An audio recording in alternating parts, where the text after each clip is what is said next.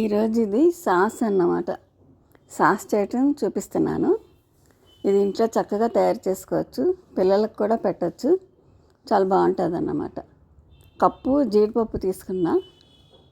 చక్కగా ఒక కప్పు జీడిపప్పు తీసుకుంటే దానిలోకి 4 మిరియాలు, 1 ఎండుమిర్చి గింజలు తీసేసి తీసుకోవాలి. 4 వెల్లుల్లి రెబ్బలు తీసుకోవాలి. ఇవి ఒక మిక్సీ జార్లో వేసుకోవాలన్నమాట. గింజలు తీసేయాలి మిరపకాయ. వెల్లుల్లి రెబ్బ కూడా ఒలిచేసుకోవాలి. కొత్త వెల్లుల్లి రెబ్బ వేయాలి తప్ప తుక్కు వేయకూడదు. ఒక నిమ్మకాయ కొద్దిగా 1 స్పూను రసం పిండుకోవాలన్నమాట. కొద్దిగా 1 చిటికెడు సాల్ట్ వేసుకోవాలి. ఇవన్నీ మిక్సీ పట్టుకోవాలన్నమాట. చిన్నపిల్లలకి పెట్టేటట్టయితే 2 మిరియాలు తగ్గించుకోవచ్చు.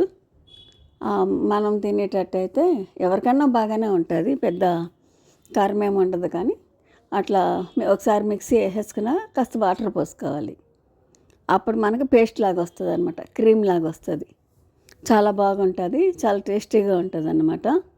ఇది గారెల్లో నంచుకోవచ్చు, వడలకి నంచుకోవచ్చు, చిన్నపిల్లలకి పెట్టచ్చు. మనం బయట సాస్ కొంటే ఏవో కెమికల్స్ కలుపుతారు కదా, అందుకని ఇట్లా మనం చక్కగా ఇంట్లో ప్రిపేర్ చేసుకుంటే బ్రెడ్ కూడా మధ్యలో రాసుకొని చక్కగా కలుపుకొని తినొచ్చు అనమాట.